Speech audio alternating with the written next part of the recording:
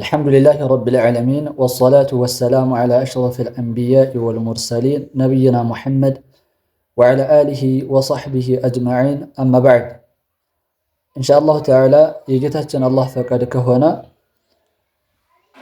يتوسنا أن نتواوسها له السم يسلفوش جنزابي وين دكمو قرآننا حديثا بمردات جزي يسلفوش جنزابي أسفل لاجي مهونم بتملكته አንዳንድ ነጥቦችን አንስተን ምሳሌ በማድረግ ጭምር የምንመለከት ይሆናል። እንደሚታወቀው አላህ Subhanahu Wa Ta'ala ለመልእክተኛው አለይሂ ሰላቱ ወሰላም የመረጠው የሆነው ወይም ደግሞ በቀዳሚነት መርጦ የሰጣቸው ትውልዶች ቢኖሩ ሰሃቦች ናቸው። መታደል ሆኖ ከመልእክተኛው አለይሂ ሰላቱ ወሰላም ቀጥታ ዕውቀትን ከምንጩ እየተጎነጩ ያደጉ እየጠጡ ያደጉ የሆኑ ሰሃቦች ናቸው። ስለዚህም ለሸሪዓ ወይም ደግሞ እንደ ጥቅል ለዚህ ዲን ለዚህ እምነት ቅርቡ ሰሃቦች ናቸውና በየትኛውም የዲን ጉዳያችን ላይ እነዚህ ሰሃቦች ያስፈልጉናል። ከዛም ከነሱ በኋላ ያለው የሆነ ሁለት ተከታታይ ትውልድ ማለት ነው። ይህ ማለት አጥብቀው ዑለማዎች የነዚህ አካላቶች ግንዛቤ መቀደም እንዳለበት አንድን መስአላ ምን መሳኢል አልአቅድየቲ ከአቅዳዊ ነጥብም ሆነ ሌሎች ጉዳዮች ላይ በተለይ አበርክተው የአቅዳ ነጥቦች ላይ ማለት ነው የነዚህ አካላቶች ግንዛቤ ያስፈልጉናል ብለው አበክረው ሲናገሩ አንዱና ዋነኛው ምክንያት ምንድነው? እነዚህ ትውልዶች የተለያዩ የሆኑ አፍካሮች፣ የተለያዩ የሆኑ አመለካከቶች፣ የተለያዩ የሆኑ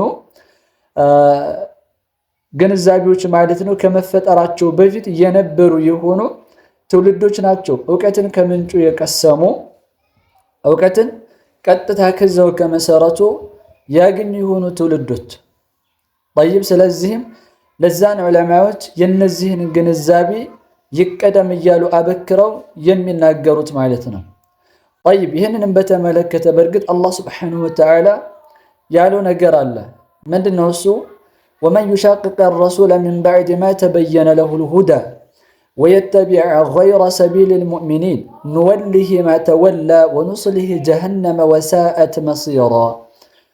من معناتنا ومن يشاقق الرسول من بعد ما تبين له الهدى ملكتنا عليه الصلاة والسلام من يمتارس كانوا قلت كونلت بهالال من بعد ما تبين له الهدى ويتبع غير سبيل المؤمنين كنا من فلقبت ويتبع غير سبيل المؤمنين أي غير فهم المؤمنين كمؤمنانوች ግንዛቤ ውጭ የሆነ ግንዛቤን የሚከተል የሆነ አካል ማለት ነው ሲሉ ሙፈሲሮች ያስረዳሉ። ይሄ ማለት እነዚህ ምእመናኖች አማኞች በማለት ይሄ አያ ያስረዳበት ወይም ደግሞ የገለጸበት የፈለገበት ማንን ነው? ሰሃቦችን ነው። የመልእክተኛው አለይሂ ሰላቱ ወሰላም ባልደረቦችን። ታዳም ከነሱ ግንዛቤ ውጭ የሆነ ነገር የሚከተል የሆነ አካል نوله ما تولى ዛቻ ነው። ወደ ዞረበት እናዞረዋለን። መንገዱን ጨርቅ ያድርግለት ይቅናው። نوله ما تولى ونصله جهنم جهنمንም እናስገባዋለን። جهنمም ታዳ وساءت مصيرا يعني መመለሻዋ ምንኛ ከፋች ይላል አላህ። ስለዚህም እዚህ አያ ላይ አላህ እያሳሰበ ያለው ወይም በዚህ በእሳት እየዛተበት ያለ የሆነ ማንን ነው? የትኛውን አካል ነው? الذي يتبع غير سبيل المؤمنين أي فهم المؤمنين ከመእመናኖች ግንዛቤ ውጪ የሆኑ ግንዛቤዎችን የሚከተሉ ይሆኑ። ይሄ ማለት ለምሳሌ ሰዎች አንድ ነጥብ ላይ ምን ያደርጋሉ ይሆናል? የራሳቸውን አመለካከት የሚያስገቡ የሆኑ አካላቶች አሊያም ደግሞ መሻይኾቻችን ወይም ደግሞ አዋቂዎቻችን ብለው የሚያስቧቸው ትክክል ያልሆነ መንገድ የሚሄዱ አካላቶችን ቆጥረው ከዛም ከነሱ ያገኘነው ብለው ያንን አመለካከት የሚያራምዱ የሚከተሉ የሆኑ አካላቶች ሰዎች ጭምር ያጋጥማሉ። ለምሳሌ የአላህ Subhanahu Wa Ta'ala በየሌቱ ኢላ ሰማይ ዱንያ መውረዱን በተመለከተ አላህ ቅኑን ከመራቸው ከሆኑ አካላቶች ውጪ እዚህ የመልእክተኛው ዓለይሂ ሰላቱ ወሰላም ሐዲስ ላይ የተለያዩ የሆኑ ልቦለዶችን የተጠቀሙ የሆኑ አካላቶችን ያጋጥማል። ከየት አግኝተው ነው ይሄን አረዳድ ከተባለ ምናልባትም መጥፎን አካሄድ ከሚሄዱ መሸይኾቻቸው አሊያም ደግሞ አዋቂዎች ብለው ከሚጠቅሷቸው አካላቶች ያገኙት ካልሆነ በስተቀር እነሱ የሄዱበትን አስተምሮት ከሰሓቦች አያገኙትም። ናም መልእክተኛው ዓለይሂ ሰላቱ ወሰላም አላህ ስብሓነሁ ወተዓላ ወደ ቅርቢቱ ሰማይ ይወርዳል አሉ። በየሌቱ ይወርዳል። ስንተኛው የሌቱ ክፍል ሲቀር? 1/3 የሌቱ ክፍል ሲቀር ይወርዳል አሉ። ስለዚህም ይህን ሐዲስ በተመለከተ ትክክለኛውን አቋም ለመረዳት ከፈለግን ቀጥታ ማዛ ቃለ ሰሓበቱ ሰሓቦች ምን አሉ፣ ታቢዕዮች ምን አሉ፣ አትባዑ ታቢዒን ምን አሉ የሚለውን ነገር ስንጠይቅ ትክክለኛ መልስ እናገኛለን። እነሱ የተራመዱበት እነሱ ተረተውበት የሄዱት ትክክለኛ አረዳድ ምንድን ነው ካለ ትክክለኛ መልስ እናገኛለን። ለምን? እነዚህ አካላቶች ወይም ደግሞ ሰሓቦች የመልእክተኛው ዓለይሂ ሰላቱ ወሰላም ደረሶችና ቃልቾች ናቸውና ቀጥታ ከነሱ እውቀትን ያገኙ በመሆናቸው እንዴት ተረድተው አለፉ የሚለውን ነገር ስንጠይቅ ከነሱ ትክክለኛ ነገር እናገኛለን። ነገር ግን እዚህ ሐዲስ ላይ ሲመጣ አንድ ሰው አይ አላህ ስብሓነሁ ወተዓላ ይወርዳል ብሎ ማለት የንዚሉ አምሩ ረቢና የጌታችን አላህ ስብሓነሁ ወተዓላ ትእዛዛት ይወርዳል ማለት ነው። አው መለኩ ሚን መላኢከቲ ረቢና ወይም ደግሞ ከጌታችን አላህ ስብሓነሁ ወተዓላ መላኢካዎች አንድ የሆነ መላኢካ ይወርዳል ማለት ነው ያን እንደሆነ እንዲህ አይነት አፈሳሰርን ማለት ነው ሰሓቦች ሳያውቁትም። እስኪ እንጠይቃቸው። ይህንን ሐዲስ በተመለከተ አቡበክር ረዲየላሁ ዐንሁ ከመልእክተኛው እንዴት ነው የቀራው? ዑመር ረዲየላሁ ዐንሁ እንዴት ነው የቀራው? ሌሎች ሰሓቦች ከመልእክተኛው እንዴት ነው የተማሩት? ታቢዕዮች ከሰሓቦች ይህን አስተምሩት እንዴት አገኙት የሚለውን እንጠይቅና ከዛ በኋላ ትክክለኛ መልስ እናገኛለን። ወኢላ ግን አይ እኔ የተማርኩት የአላህ ስብሓነሁ ወተዓላ ትእዛዝ ይወርዳል ማለት ነው አሊያም ደግሞ ከጌታችን ከሆኑ መላኢካዎች ይወርዳሉ ማለት ነው የሚል ከሆነ መን ሰበቀከ ቢሃዛ በዚህ ማን ነው የቀደመ የሚል ነገር ይመጣል። የሰለፎች ግንዛቤ አስፈላጊነቱም እንዲህ አይነት ላይ ነው። መፍሁም። ለዚህ ነው አላህ ስብሓነሁ ወተዓላ ከሰሓቦች በኋላ የሚመጣ የሆነ ትውልድን ሲያሳስብ ምን አለ? ፈኢን አመኑ ቢሚስሊ ማ አመንቱም ቢህ እንዲህ እያለ የሚያናገራቸው ሰሓቦችን ነው መልእክቱ። ያኔ ሰሓቦች ሆይ እንደማለት ነው እናንተ ባመናችሁበት በሆነው ምሳሌ ቢያምኑ ኖሮ እናንተ ባመናችሁበት በሆነው አምሳያ ቢያምኑ ኖሮ ፈቀድ ይህተደው። ይሄ ማለት ሰሓቦች ቅን ናቸው ማለት ነው። ሰሓቦች የነበሩበት ጉዞ ሰሃቦች ሲጓዙበት የነበረው የሆነው መንገድ ትክክል እንደሆነ ካረጋገጠ በኋላ ከዛ በኋላ ለቀሪው ለመጪው ትውልድም ዋስትና ይሆን ዘንድ ፈኢን አመኑ ቢሚስሊ ማ አመንቱም ቢሂ ፈቀድ እህተደው እናንተ ባመናችሁበት አይነት ቢጤ ቢያምኑ ኖሮ በእውነትም ቀኑን መንገድ ተመሩ ይላል። አየነው አይደል? ስለዚህ በመንገዳችን ላይ ስኬታማ መሆን እንፈልጋለን። በሙዕተቀዳቶቻችን ላይ በምናምንባቸው ነገራቶች ላይ ጤናማ እምነት መያዝ እንፈልጋለን። ለእያንዳንዱ ለሚነሱ ጥያቄዎቻችን ሰሓቦች እዚህ ላይ የነበረው አቋማቸው ምንድን ነበር? ዝቅ ሲል ታቢዕዮችስ?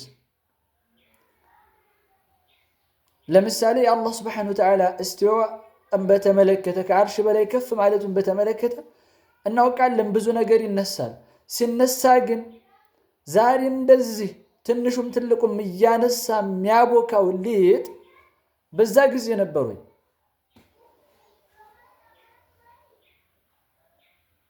እሺ ተንስቶ ከተነበረስ ምንድን ተብሎ ታለፈ? ሰሓቦች ሲቀሩ ሲሟጠሉት ለታቢዕዮች ሲያቀሩት ምን ብለው አቀሯቸው? መቼም ይሄ ነገር እንዲሁ ያን ትውልድ አልፎ እዚህ አልመጣም። ሱረት ጣሃ እዛ ሳይነበብ እዚህ አይደለም የተገለጠው። ስለዚህም ምን ብለው ነው የቀሩት? አንዳንድ ሰዎች በጣም በሚገርም በሆነ መልኩ እንደው ምን ነው ባይናገሩት በቀረባቸው የሚያስብል ነገር እንሰማለን። ለምሳሌ የአላህ ሱብሓነሁ ወተዓላን ከአርሽ በላይ ከፍ ማለትን በተመለከተ ወይም አርረሕማኑ ዐለል ዐርሽ እስተዋ የሚለውን በተመለከተ አይ ይህን ነገር እኮ እዚህ ነጥብ ላይ አቡበክርና ዑመር ያሉት ነገር የለም ጸጥ ብለው ነው ያለፉት ካለ በኋላ እዚህ ጋር መጥቶ ግን አላሁ መውጁዱን ቢላ መካን አላህ ሱብሓነሁ ወተዓላ ያለ ቦታ ግን የሆነ አምላክ ነው ይለናል። አንተ ሰው ሆይ እስኪ ቆም በልና አስበው። የምር አንተ የምትከተለው እነሱን ከሆነ ሰሓቦች ዝም ያሉበት ላይ ዝም የማትለው ለምንድን ነው? ለምን? ያንተ ቅንነት በዚህ መንገድ ውስጥ ነዋ። ሰሓቦች ዝም ያሉበት ነጥብ ላይ ዝም በል፣ የተናገሩበት ነገር ላይ ተናገር። አየን አይደል? አይ አቡበክር ይህን ነጥብ በተመለከተ አቡበክርና ዑመር ያሉት ነገር የለም፣ ስለዚህ እነሱ ዝም ያሉትን እሺ እኛ እዚህ ምን እንበል? አዲስ የምንፈጥረው ነገር ይኖራል? የለም። ዝም ያሉት ላይ ዝም ይባላል፣ የተናገሩት ላይ ይነገራል። ለምን? እነሱ ናቸው ፊት ለፊት ያለው መስመር። ስለዚህም ያን መስመር እንሄዳለን እንገባለን ከተባለ የነሱ ያሰመሩት የሆነውን መስመርን ጠብቆ ግራቀኝ አወላካፊዎችን ተጠንቅቆ መሄድ ያልጠበቃል። ጠይብ ኢዘን የሰለፎችን ግንዛቤ ማስቀደም ከምንም በላይ አስፈላጊ ነው። መልእክተኛው ዓለይሂ ሰላቱ ወሰላም አለይኩም ቢሱነቲ ወሱነቲ ልኹለፋኢ ራሽዲን አልመህዲይን ሚን ባዕዲ አድ ዓለይሃ ቢነዋጅዝ ወኢያኩም ወሙሕደሳት ልእሙር ፈኢነ ኩለ ሙሕደሰትን ቢድዓ ኢላ አኺሪ ልሐዲት። መልእክተኛው ዓለይሂ ሰላቱ ወሰላም አለይኩም ቢሱነቲ በኔ ሱና በኔ ፈለግ አደራችሁን አይ ኢልዘሙ ግጥም አድርጋችሁ የኔን ሱና ያዙ ማለታቸው ነው። ከዛስ ወሱነት ልኹለፋኢ ራሽዲን አልመህድይን ቅንና የተመሩ የሆኑ አካላቶች ወይም ደግሞ ምትኮችን ፈለግንም እንዲሁ ግጥም አድርጋችሁ ያዙ። አድ ዓለይሃ ቢነዋጅዝ በቀንጣጤ ጥርሳችሁም እንደዚሁ ምን አድርጋችሁ ያዙ? ግጥም አድርጋችሁ ያዙ። ሱና እኮ የሚበላ ነገር ሆኖ አይደለም፣ መቼም ዳቦ አይደለም፣ ሸንኮራ አይደለም ተነክሶ የሚያዝ። እህሳ ምንድን ነው የተፈለገበት? አድ ዓለይሃ ቢነዋጅዝ ይህን መንገድ የኔን ሱና ከዛም የኹለፋ አራሽዲን አልመህዲይን የኒህን አካላቶችን ፈለግን ግጥም አድርጋችሁ ያዙ ሲባል የተፈለገበት አድ ዓለይሃ ቢነዋጅዝ ነክሳችሁ ያዙ በቅንጣጤ ጥርስ ሲባል የተፈለገው ምን ማለት ነው? አይ የኔን ሱናና ተከታዮችን የምትኮችን ፈለግን ግጥም አድርጋችሁ ያዙ። ለምን? ስኬት ያለው በዚህ መስመር ላይ ነውና፣ ስኬት ያለው በዚህ መስመር ላይ ነውና። ጠይብ ኢዘን እንዲህና መሰል ሹብሃዎች ሲነሱ ሲፈጠሩ በዚህ ዘርፍ ላይ የቀደምት ሰለፎች ግንዛቤ ምን ይመስላል የሚለውን ነገር ማስተዋል የግድ ይላል ማለት ነው። የዛኔ ላልተግባባንበት ለሆነው ነጥብ መፍቻ ሆኖ እናገኘዋለን። መፍሁም ሱፊያዎችን ብንመለከት ሀዳሁሙላህ አላህ ቀኑን ይመራቸውና መልእክተኛው ዓለይሂ ሰላቱ ወሰላም ከሞታቸው በኋላ ማህርታን ይጠየቃሉ አሊያም ደግሞ ወንጀልን ያስምራሉ ብለው ሲያምኑ እንደ ሹብሃ አንድ የተጠቀሙት ነገር አለ። ምንም ይላመጡ አላህ ስብሓነሁ ወተዓላ ወለው አነሁም ኢዝ ዘለሙ አንፉሰሁም ጃኡከ ፈስተግፈሩላህ ወስተግፈረ ለሁም ረሱሉ ለወጀዱላህ ተዋበን ረሒማ። ሰዎች ራሳቸውን በበደሉ ጊዜ ጃኡክ የመጡ ቢሆኑና ፈስተግፈሩላህ አው ፈስተግፈሩላህ አላህን ማህርታ ቢጠይቁ ወስተግፈረ ለሁም ረሱሉ መልእክተኛውም እንደዚሁ ማህርታን ቢጠይቅላቸው ከጌታቸው ዘንድ ይማሩ ያኔ በሳቸው ዱዓ አማካኝነት በጌታቸው ይማሩ ዘንዳ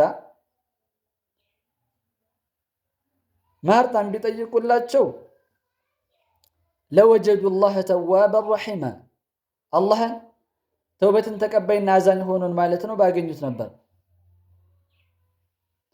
የሚለውን በተመለከተ ይህንን አያ ምን ብለው ተረጎሙ ሰዎቹ? አይ መልእክተኛው ዓለይሂ ሰላቱ ወሰላም በሕይወትም እያለ ሙቶም ወንጀልን ማስማር ይችላል ብለው መካነ መቃብራቸው ዘንድ ሂደው አልያም ባሉበት ወንጀልን መማርን የሚጠይቋቸው የሆኑ አካላቶች አሉ። ስተት ነው።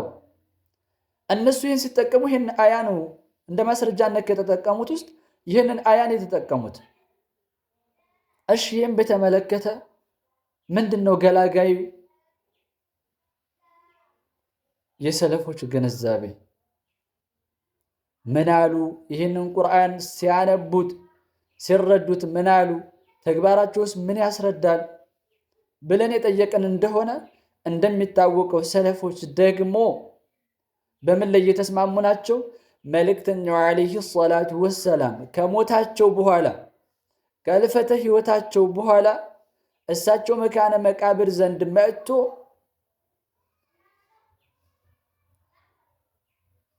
ወንጀልን መማርን ከጌታህ ዘንድ ጠይቅልን ብሎ መጠየቅ እንደማይቻል የተስማሙ ናቸው ዑለማዎች ወይም ደግሞ ሰለፎች።